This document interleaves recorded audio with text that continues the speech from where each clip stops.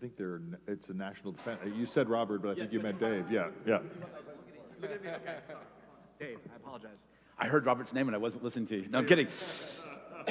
Boy, I have to add, my role is always adding a small contribution to what Miloš said. I would even make that global footprint story even worse, because yes, the extraction is controlled by China, and yes, the processing is controlled by China, and then when the batteries get to the end of life, do you know what's happening to that black mass? It's getting sold back to China. Even though we have the capacity to do it in the United States, and the reason for that is the Chinese will buy black mass at prices that US companies can't afford. So that gets to your question, Jamil, of right, what can we do in this? So first thing we need to do is, along with the tariffs that Miloš is advocating for, is we need to make the exportation of black mass illegal.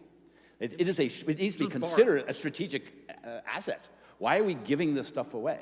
Not to mention the footprint, the carbon footprint of taking this incredibly heavy material and shipping it, the other side of the world, when we can process it here. So the biggest challenge, and by the way, if you ever want to be miserable, go be an officer in a publicly traded company in the United States.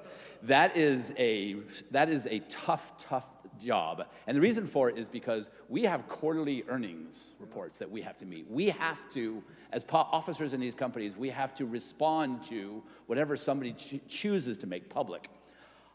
B, if we don't make profits, right, we don't get to keep our jobs. And so this is what we have investors who are short-term minded and who are anxious, and we are competing with AI and all sorts of other possible where they could send their money. So talk about a really difficult spot. We are responsible, quite frankly, for the future of multiple industries.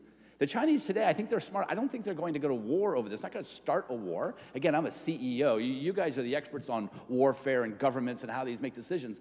I think what I worry about is how to run a business that's going to make money.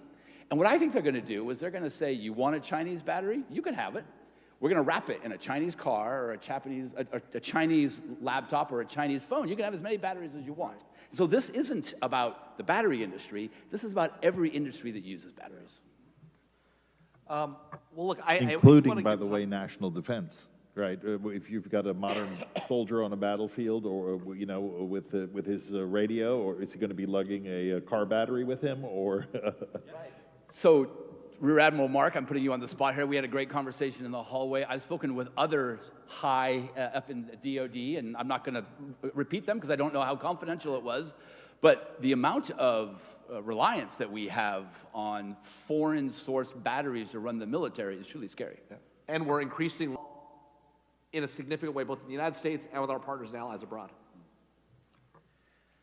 Boy, I don't know if these lessons learned were solely from the pandemic or if they were just sort of co-located at the same time.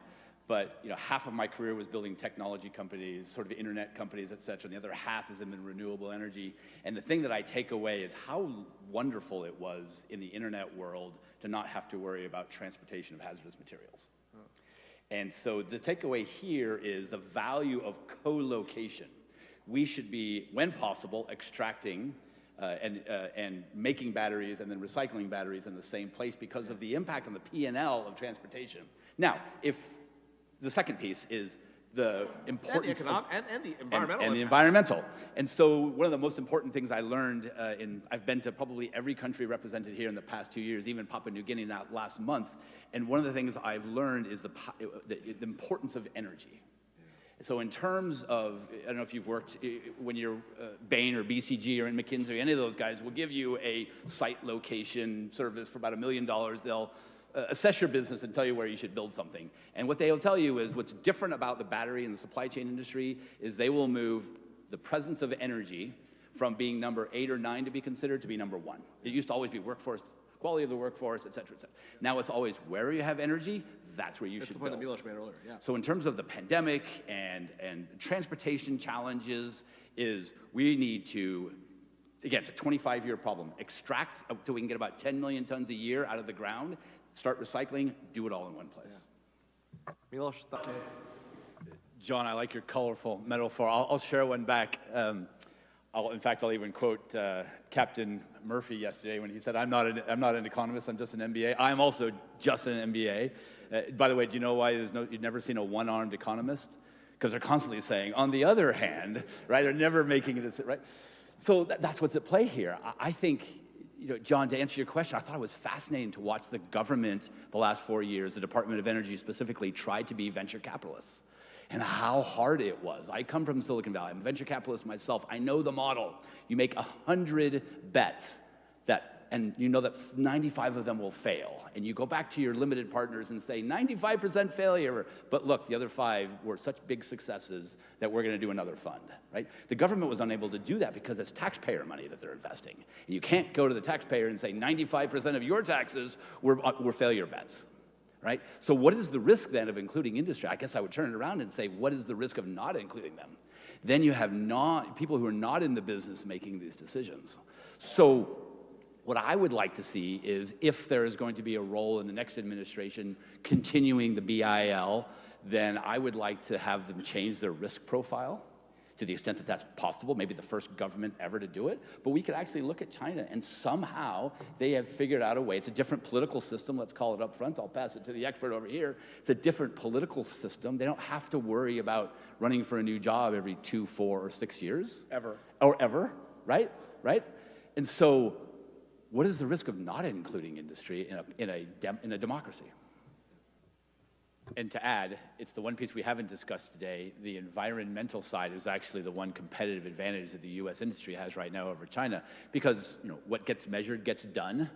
China isn't held to very many environmental thresholds, and as a result, they're not trying to be clean.